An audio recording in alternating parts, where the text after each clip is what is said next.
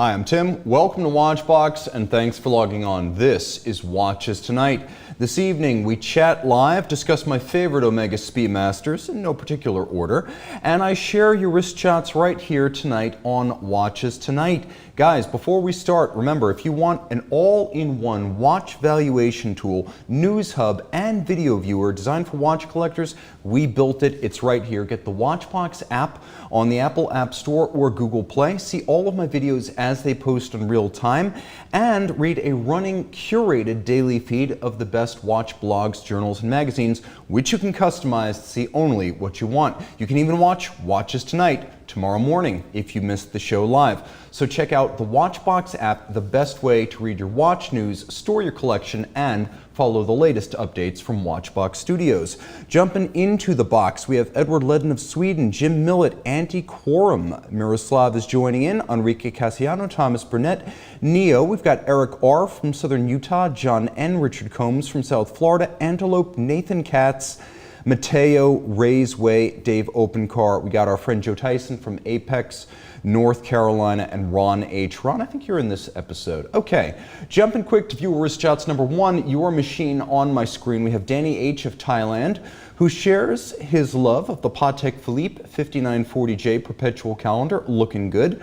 We have Tony C. of the UK, who combines Rolex and Ferrari Daytona on June 11th, the day of Ferrari's historic victory at the 24 Hours of Le Mans. Tony also captured the backside of his incredible Ferrari 365 GTB4. Blaine T. of San Francisco hits the road with his Patek Philippe 5146G annual calendar. Danny actually attends Alan W.'s wedding. Alan sent me the photo, but that is Danny's watch, the Patek Philippe 5235R regulator on Lake Como. And Darren S. captures delivery day with his Crador H2 at the Beverly Hills Seiko Boutique. Wear it in good health, guys. Send your wrist shots to mondaymailbag@thewatchbox.com. Mark S. is in the box, a longtime friend. We've got Mayor Sartori Biar joining in from Israel, staying up late with us. We've got Ira Wolf from Boston to the north up I-95. Big L staying up late in continental Europe in Germany. We've got Danny D, TB, and Addy GNR, who's finally catching me live, with Jenks72 joining from Wales in the UK. All right, guys, so let's jump into tonight's topic because it's a close and personal one. Omega Speedmaster, my roll call of personal favorites. Now, the name Omega Speedmaster immediately evokes images of men on the moon, rockets at Cape Canaveral, and aerospace exploits. For that reason, you might expect that I would show little interest in these chronographs. Despite spending years of my life around civilian and military airfields, I never got excited about aviation. I like to be ground-bound. But when a model family like the Omega Speedmaster is in play, the number of references is so vast that even a tarmac-loving car and bike fan like me can find many reasons to get excited.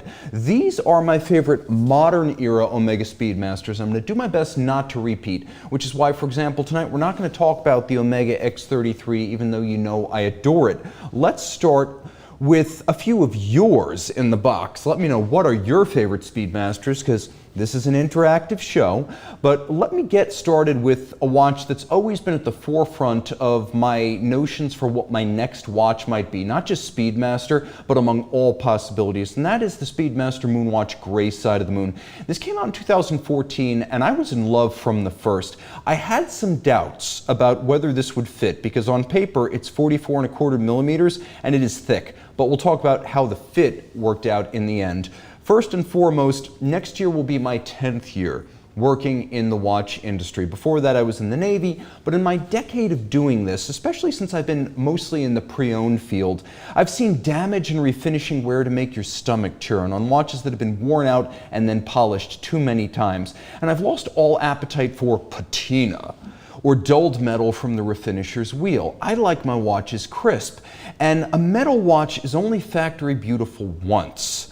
So, ceramic, hard metal, and sapphire cases are hugely appealing to me. It's evergreen and forever young. Here you can see the sharpness of the finish on one of these, with the satin and the polish as well defined as if this were a steel Moonwatch. It's really incredible. Polish, satin, media blast, all of it with the contrast you expect, but in a fashion that will never grow old. Even after years on the market through several owners, these things tend to show absolutely no evidence of their age, which I adore. I don't worry about cracks, I don't worry about fractures, and neither should you. If you're not constantly shattering the sapphire crystal on your watch, you shouldn't worry about ceramic watches. It's not going to be a problem. And if you are that guy who's constantly smashing sapphire crystals, well then no watch is safe in your hands. Ceramic is the answer for a lot more people than you might think, and it's the answer for me. The gray side is my favorite among the ceramic Speedmasters. The case finishing is outstanding again. It is indistinguishable from metal, and all of this finishing is done with diamond-tipped tools.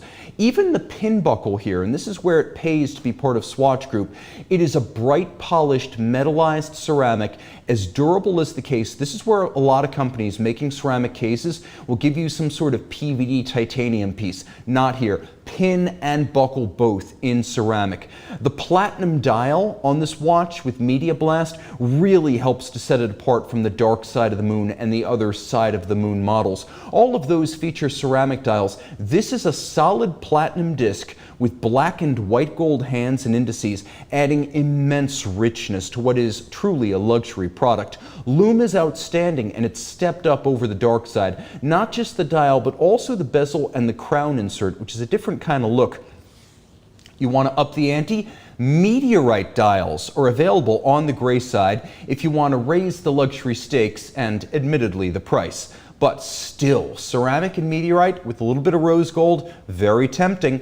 Caliber 9300 is up to the job. Automatic winding, shockproof, anti-magnetic, coaxial, 60-hour, twin barrel, column wheel, vertical clutch. And it has that George Daniels cool of being linked to the master himself. Plus, a time zone jumping hour hand, so it's easier to travel without disturbing your chronograph or your minutes. This is a big watch at 44¼ millimeters, but it's short across the wrist. I said I'd come back to it. Here you can see the watch does not actually overhang my wrist, which was a go, no go for me. And I'm pulling the strap really tight in this picture to make sure it's snug for the video.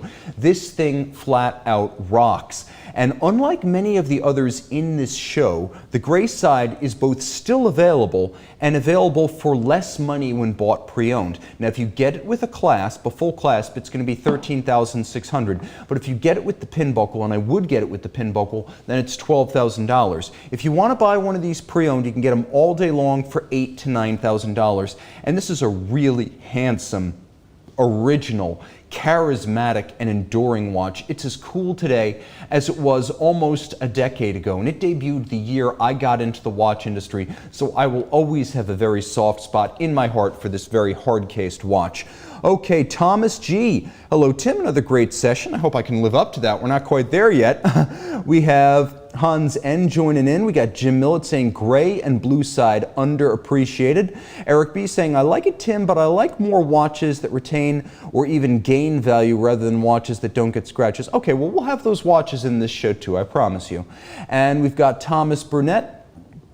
Ira Wolf saying, Andrew of Watchfinder recently illustrated that the Paul Newman Daytona subdial font was a generic and used by multiple manufacturers. Would love for Nevada Grenchen to do a reissue with the same subdial font. I got news, that wasn't his discovery. That's been kicking around the internet for a very long time, but I applaud him for bringing it to widespread attention. And then we have Mark S. Tim, why don't all high-end brands Tegament ice harden their steel at this point? Couple of reasons. It's expensive to do. Also, it can make it difficult if you want to finish the watch in a fashion other than media blast, which a lot of companies do. I think it would be wonderful if every watch were basically as scratch resistant as ceramic, even with metal cases. That would be tremendous. There is maybe a little bit of a yellow tint to Tegament. Ice hardening's fantastic, but I don't know if Damasco is licensing it. There was a time a long time ago when Zinn watches used to have ice hardening before Tegament. Bottom line, Tegament is harder on the surface and more resistant to scratches. Ice hardening is harder all the way through the metal and more resistant to dense. But I would like to see more of this, and I don't know why we see it.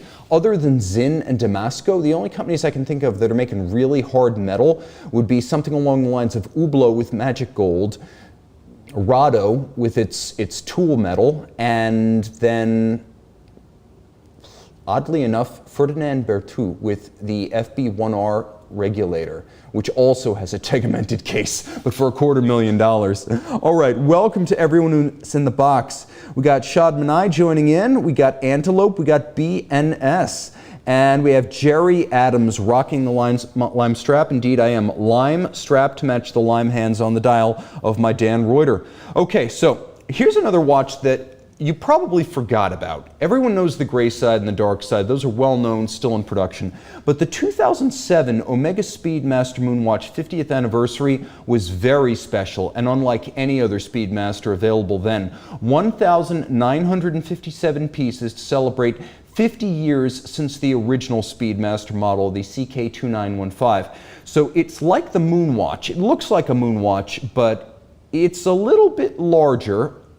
The real difference is that it has a black Grand Faux enamel dial with individual numbering. This is real vitreous enamel. It has individual numbering in the series, a vintage Omega logo. It is very upscale, glossy, gleaming, and beautiful. The watch is a type of sapphire sandwich moonwatch, 100-meter water resistance. Unlike a moonwatch, or I should say, unlike a Speedmaster Professional Moonwatch, this is truly swimmable. And it has a hugely modified manual wind Frederic Piguet 1285 doing business as Omega Caliber 3201. So manual wind, 52 hours of power reserve, column wheel, vertical clutch, free sprung, chronometer and coaxial with what's basically a Blancpain movement in an Omega case, giving it immense upscale cool. And a monster boxed set with tons of wood, tools, accessories, and literature explaining the history of the watch. This is what a boxed set is supposed to be. The market on these is firm but fair. We talked about watches that go up in value. This is a great example of a watch that has gained an honest amount of value, or at least retained it. It's not double or triple what it originally cost, but it's kept up with inflation and gained steadily. This is what you can call a keeper that you can wear. Not so valuable that you'd be afraid to put it on your wrist, and not something that you have to worry about falling behind. You will get just as much money in real dollars as you paid 10, 20 years down the line. But keep it, because it's unusual, it's rare, and it's very, very special. We have Mr. Zoso. We have Caliber YQG. We have Mr. Z joining in from New York City, which I love because I'm originally from New York. We have Noah saying, "Hi Tim, my wife purchased my Moonwatch from you guys late last year for our 5th anniversary. Love it and wear it daily. Thank you, both of you, for trusting our company." And Jim Millett saying, "If Omega put the 321 and the 42mm steel Moonwatch, I'm in. I think it'll eventually happen." Mark S. Tim, what's your take on adventure tourism like Ocean Gate, climbing Everest, etc.? Man, you pay your money, you take your chances. I don't know why anyone would have decided to dive to the Titanic in a carbon fiber submarine. Take a towel, pull it apart. That's what fabric does. Push it together, see what happens. That should have been made of steel. It should have been made of steel or very thick aluminum. That's how Bob Ballard did it, and that's how it should have been done. And as far as Everest, again, you pay your money, you take your chances. One of our collector conversations, Tim Mancuso, he's coming back for a second round, but between his last collector conversation and the one he's shooting on Wednesday with us, he actually summited Everest. He went. And one of the groups ahead suffered deaths on the peak. So it's a real risk, and you have to take it seriously. It should never be viewed as routine, and I think at the end of the day, it's not for me, but you have to decide what your individual appetite for risk is. And again, that goes for space tourism too, all stuff in that class. 2018, a really great piece based on a watch that came out first in 2020 and then 2016. In 2012, I should say 2020, 2012 and 2016. In 2012, we got the first Omega in space. This was the first modern 39.7mm pre-moon case, the CK2998 shape from Omega. In 2016, we got a blue version of that watch at Baselworld. And in 2018, we got the CK2998 Pulsometer Limited Edition. And this is the one that was for me, finally. This is the driver's Speedmaster among the two 998s. And I like the watch, I like the car, I like them both. Factory straps, you could see contrasting and perforated like driving gloves or vintage leather automotive upholstery. We have here, instead of a tachymeter, a ceramic pulsometer bezel to set it apart from the 2016 and 2012 watches with motorsports tritone of black, white, and red. Think Heuer, think Paul Newman Daytona. It's always going to be something like this combination of silver, white, black, and red. We have the 39.7 millimeter case, which is a lot smaller than a Moonwatch and a lot less beveled. These are not Lyre style lugs. This had a Paul Newman-like dial similar to the Rolex originals, and I think as much as any Omega, this is referencing the Rolex watches of the 1960s.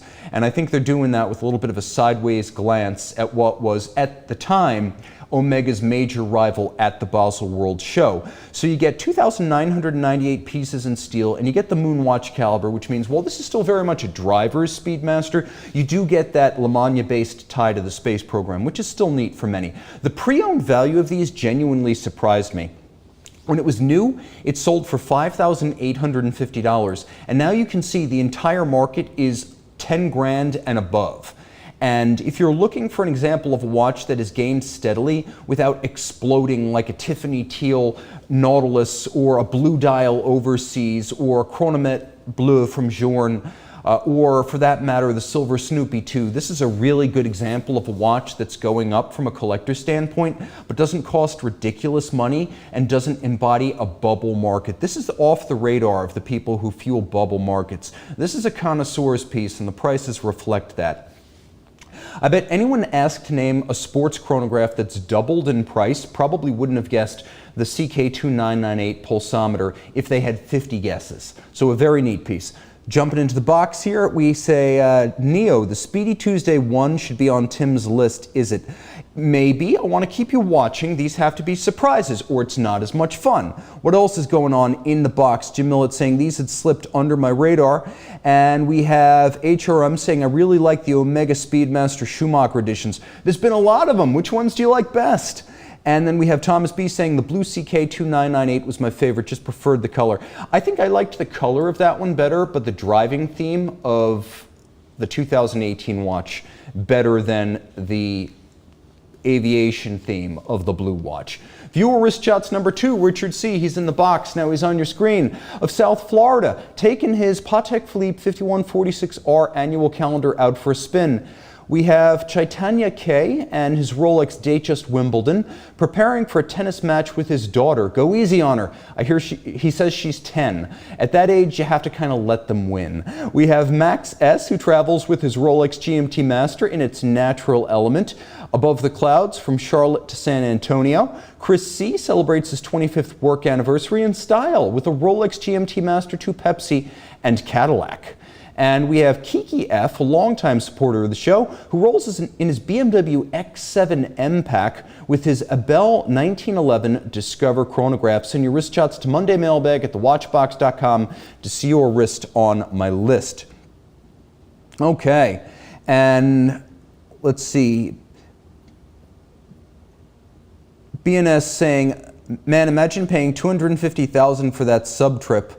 But rest in peace. A little bit edgy, I'm going to agree with you, Mark, but then again, I think that's kind of the black humor that inevitably follows this type of event. I will say this, you heard almost nothing about the 500 people who died in the Mediterranean on a migrant vessel days before the sub thing.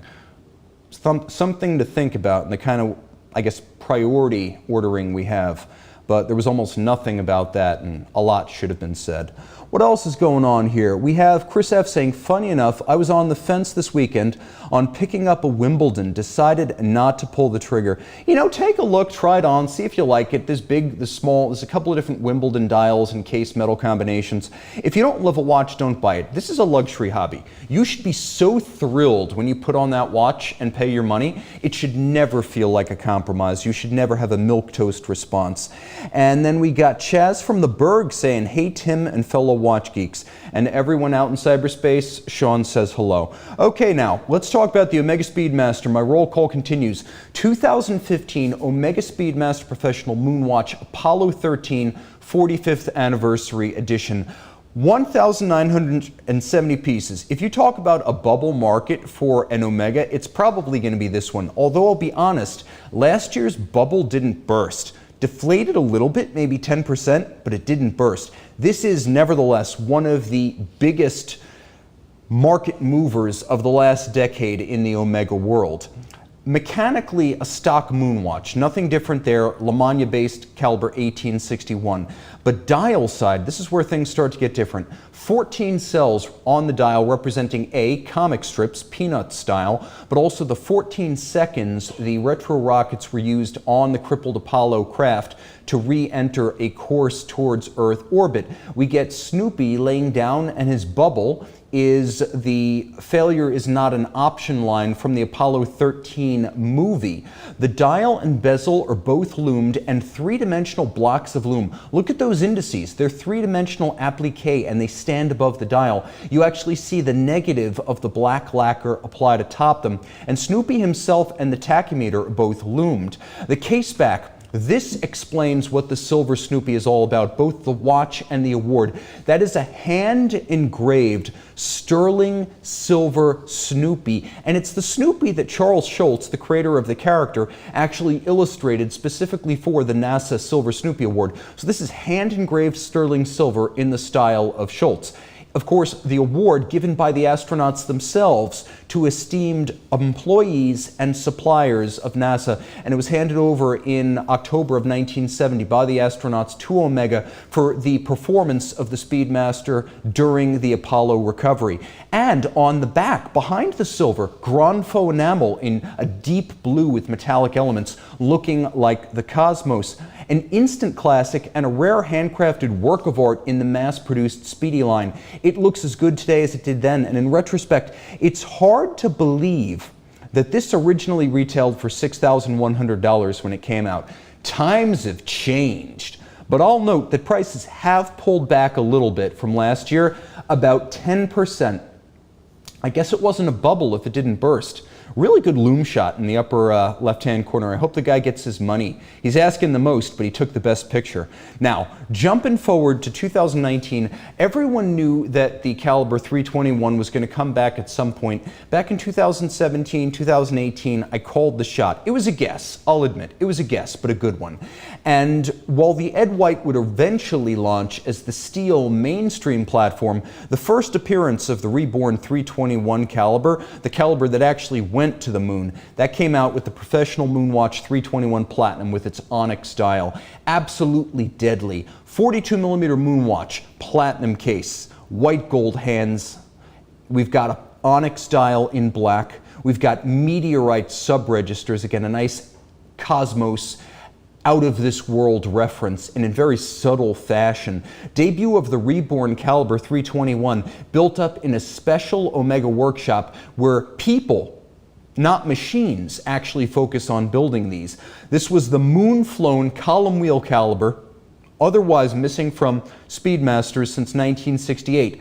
Big, slow-beating balance, blued-over coil hairspring, 55-hour power reserve, column wheel, lateral clutch, rose gold gilded bridges, and a yellow gold gilded chronograph clutch. This is as good as it gets. And this is my preferred vehicle for the 321. I really don't like retro watches, so though the Ed White is a good piece and worth what Omega's asking for it, it wouldn't be my choice. The onyx dial with the meteorite subs zings me, and this is a current Moonwatch look. Platinum case, massive, you really feel it. Speedmaster as high luxury. At $61,800, this is not a Rolex Daytona rival. This is a hand-built Vacheron or AP alternative. And you better believe I'd take that over a Remaster 01 AP or a Royal Oak Chrono or a Code 1159 Chrono. This thing slays them all. Maybe 10% less if you buy it pre-owned, but there's not a lot of evidence because there aren't many of these on the pre-owned marketplace. We're not talking Richemont levels of depreciation. If anything, you're going to pay about 10% less than the $61,800 that Omega's actually asking for this new. Okay, 2015, I'm jumping all over the place year-wise because I don't want to be predictable. This is going to be a very contentious choice, but the Speedmaster Moonwatch White Side of the Moon, one of the most controversial Speedmasters ever made from the second it broke at Basel World. This was the year that the Of the Moon ceramic Speedmaster Moonwatch collection expanded. We had the black, the vintage black, the white side of the moon, and all of a sudden, you know, the dark side, the gray side, it became a full model line with a lot of variety, of which this was the most ambitious. So it's so white that it's almost impossible to see the watch on Google Shopping. Even Omega's website photo looks almost like a camouflage job. Where is it? Oh, whew, there it is. It jumped right out at me. This thing sneaks up on you. A hugely polarizing porcelain-like ceramic watch, ceramic case, pushers, crown, buckle, ceramic dial, white gold hands and indices. It has a toy-like appearance, and more than any of the other ceramic Speedmaster Moonwatches, when you pick this one up, you're acutely aware of its toy-like feel. There's no weight to it. It's the same as the dark side, the gray side, the Apollo 8, but for some reason, this looks like a Swatch watch that has grown up and graduated to the Omega catalog. And when you pick it up, you sense that toy-like lack of mass. It's all sapphire and ceramic, and it plays up in a way the dark side or the gray side doesn't. It's almost like you pick it up off the table and your hand goes flying. And a lot of people have an adverse reaction to that, or really what they have is an emotional reaction. They love it or they hate it. And this is a watch that I love, and I have to admit that I'm very lonely on that count. You guys have spoken in the past when I've reviewed this over on Watchbox Reviews, and for the most part you weren't fans. I intentionally created a nickname for a mutt version of this, the Oreo, and it was just one of those things. We had it on a black strap, and the sandwich of the white between the two dark pieces, I just called it the Oreo, and then I see people talking about the Oreos on forums. I'm like, no, no, no. This is how stupid nicknames start. That's not what I wanted. So please don't ever call this the Oreo. And I'm embarrassed to say right now there's one on Chrono 24 in an Oreo configuration. I apologize in advance for making a contentious watch even more so. This is a serious watch though, but it's not for people who take themselves seriously. This is for people who can laugh at themselves, and I like to think I'm one of them. I've been on the internet for 9 years. If I can't laugh at myself by now, I'm going to have very hurt feelings when I read the comment threads. Mechanically and physically, this is the same watch as the gray side, but the appearance makes this the most controversial Omega of the last decade, and maybe the most controversial of this whole century. I've never found a Speedmaster or any Omega that ignites more arguments or heated opinions than this, and that includes all of the James Bond editions. It's $12,100 new, which is one whole bill more than the gray side with a pin buckle, but I was shocked to see how robust the aftermarket for these appears to be. They're selling for close to retail, and that's definitely not the case with the supposedly beloved gray side and dark side of the moon. They're still tough to see on that white Chrono 24 page though. This is like what happens when the weatherman wears a green shirt. Everything goes wrong. Okay, 2003.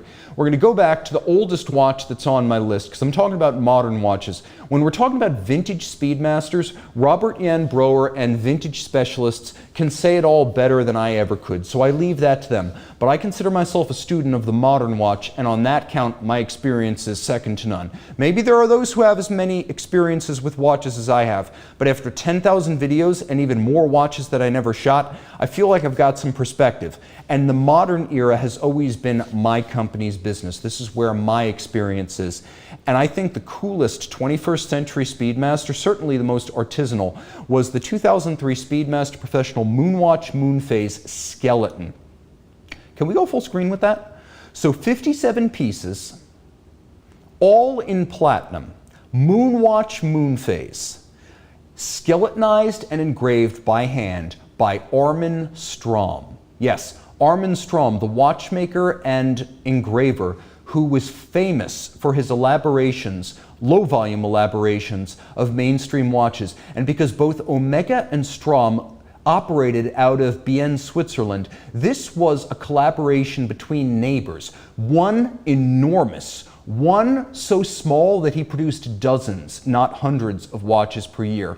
All of this is done by hand, and in between the skeletonization, there's beveling, including interior angles. It's simply as good as it gets, and it's evidence that Omega has real soul. When I spoke to Robert Jan Broer, who is the Speedmaster scholar, he said, don't discount group brands just because they're big. There are people at Omega who love hand craftsmanship, who love history, who love vintage, who love to do things that have bad business cases, but all the appeal in the world to the human heart. And this is an example of that. He was absolutely right. Watches like this are where Omega elevates itself to a plane above Rolex. Because if you want a Rolex like this, only Les Artisans de Genève will do that for you. You won't get this from Rolex. This is a work of art, plain and simple, and I would even say it rivals Holy Trinity offerings. And I know because I've seen the hand-engraved and skeletonized Vacheron Medicus chronograph, which was based on this same base movement. And I can't say the Vacheron was better finished with the same base movement than this Omega. Arm & Strom is tough to beat when it comes to skeletonization and engraving. Viewer wrist shots number 3. Andre Z of New Jersey is out and about with his Omega Speedmaster Chrono Racing. Wesley G and his Tudor Black Bay 58 are on the high seas during an Alaska cruise with Mount Rainier in the distance, upper left. Luis R and his Nomos Glasuta are in Germany. I can't really see the watch, but that's a great shot and looks like a nice day. Amanda and Ron are in Sydney with JLC and Breitling to enjoy a drink and a day out, a his and hers. Tarek H and his Rolex Submariner overlook Capri from commanding heights. Send your wrist shot to Monday Mailbag at thewatchbox.com to see your analog on my digital. Okay, continuing with our Speedmasters, this is a very emotional topic for me because I'm talking about watches now that I either haven't owned or couldn't own. But the first one, at least theoretically, is possible, and that is the 2008 Omega Speedmaster Solar Impulse HBSIA. It was actually a few years before the watch reached the market, but it was announced in 2008. A complicated Speedmaster in grade 5 titanium and carbon fiber. This is a rarity. It was designed to mark Omega's support of the Solar Impulse photoelectric aircraft project, basically a solar-powered aircraft that was going to circumnavigate the Earth. Call sign HBSIA. That was the call sign of the airplane. It became the name of the model. Now, there was a carbon fiber dial that referenced the aircraft's construction. The aircraft was almost entirely made of carbon fiber. Several different configurations were offered, so you could use 2 different straps to change the color and the look, or the bracelet, full titanium, which is obviously the way you would want to buy the watch. The carbon GMT dial of the HBSIA is a rare one, and it's hard to recall many like it among past and present Speedmasters. This puts it all together. HBSIA, the watch, not the aircraft, is 44.25 millimeters in diameter, so it's about the size of the gray side and the dark side. It is titanium, it is very light, it's 100 meters water resistant, so unlike the dark side and the gray side, you can take this swimming, and that's not universal with aviator watches, which tend to be between 30 and 60 meters. This is 100. This is a real all-around sports watch. It's got the caliber 3603, which is based on the Frederic Piguet 1285.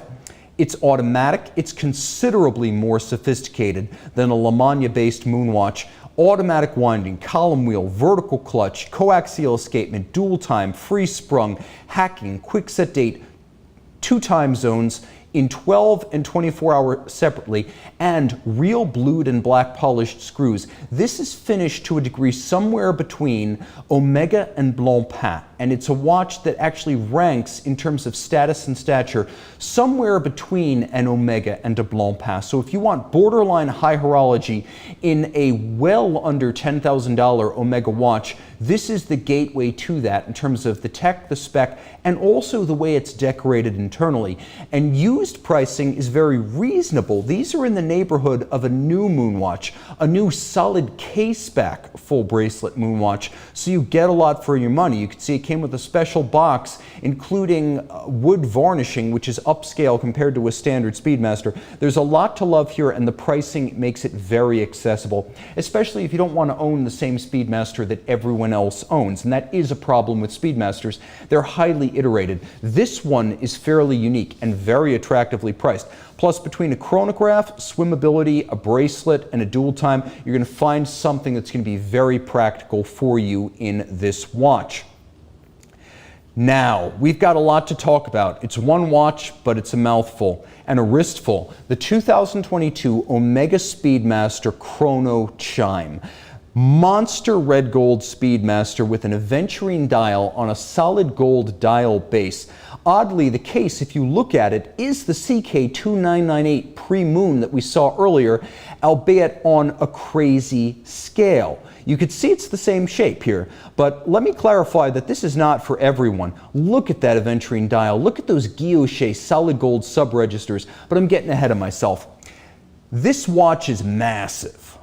It's 45 millimeters in diameter, 17.3 millimeters in thickness, solid gold case, bracelet, clasp. Below the aventurine, the dial, gold, sub-registers, gold. The movement, bridges and plates, 40 millimeters of gold, just 40 millimeters, grams of gold just in the movement. That's a 40 gram of gold movement. It's like a gold dollar inside your watch. This promises to be one of the heaviest watches I've ever reviewed when I finally get my hands on one. I'm going to use my scale to confirm, but Omega claims 326 grams or 11.64 ounces. That is an absolute brick. Caliber 1932 is why you buy this watch. The dial's impressive, the case is imposing, but the movement, 6 years of research, 17 patents. Caliber 1932, representing the first year Omega timed the Olympics and referencing the 36,000 vibration per hour chronograph that Omega developed to time that first Omega Olympics. You could see everything, frosting, beveling, polish, satination, all of it, solid gold. This movement is full of features. You can see it has chiming for the seconds, the tens of seconds, and the minutes, like a minute repeater.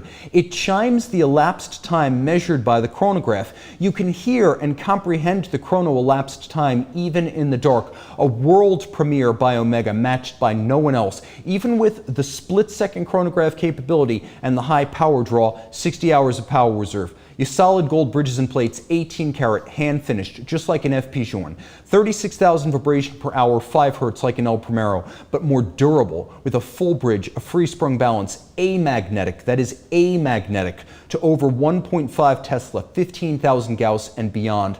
And of course, a centrifugal governor, just like a minute repeater, to keep the cadence of the chimes musical and paced. We have repeater strikers that are visible from the dial side of the watch over at 9 o'clock. And yes, they are beveled and they are black polished. You can see that aventurine and the Sedna red gold that's used for everything. See the guilloche of the outer edge of the dial, and then again with the barleycorn pattern for the sub-registers. Plus, take note, it's fully loomed, including the chronograph sub-registers.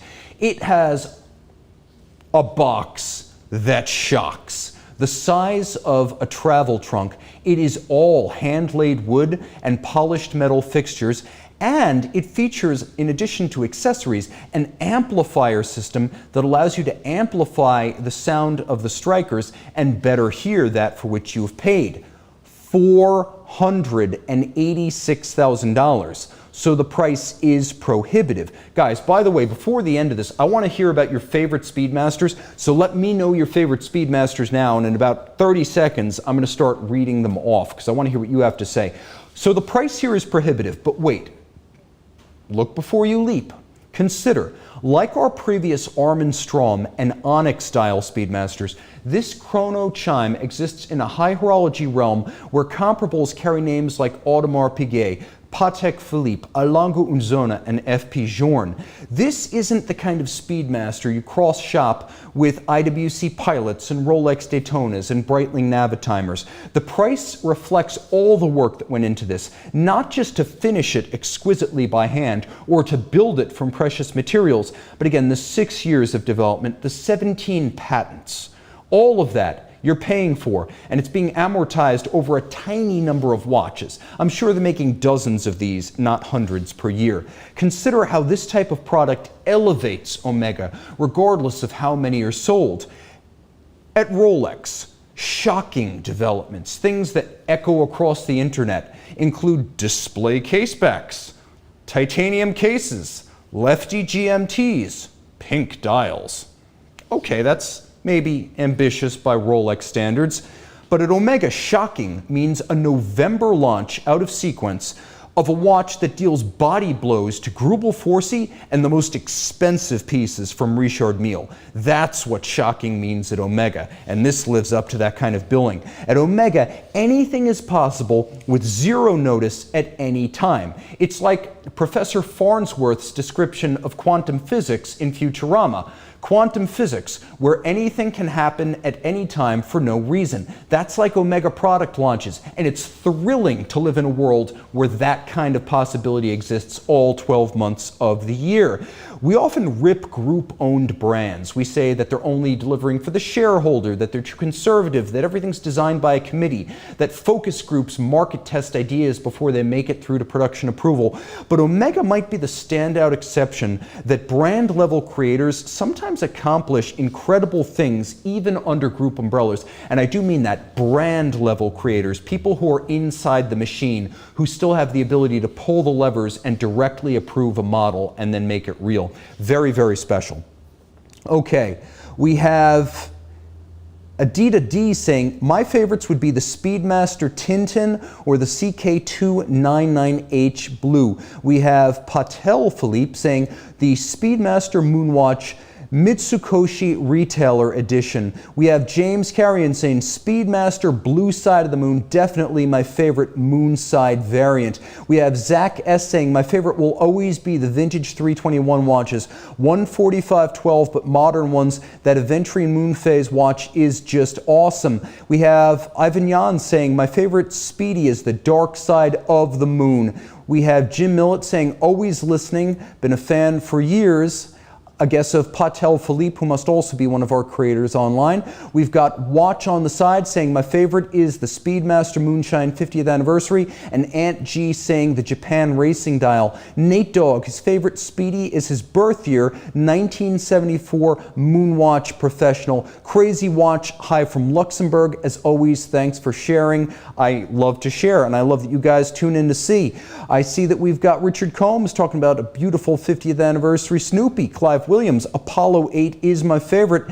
Aaron Essay, he's wearing our Talking Time with Tim Mosso Reuter DR. I'm wearing mine as well. And Eddie Irving saying, I like the Broad Arrow Moon Phase with date 3875-2037 is my favorite. And Jim Millett Classic 1861 is still my favorite.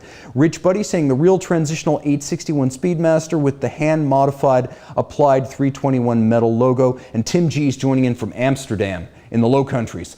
Viewers Chats number 4, Luca L. from Hamburg, Germany shares his Salmon Dial Vintage Cartier Pasha. Michael D. shares, well, taking care of business with his Seiko SKX, or maybe it's SSK, with Kubota Ride-On Mower. We've got Julius D. taking his Zin to Europe's northernmost point, which is Nivskeljoden.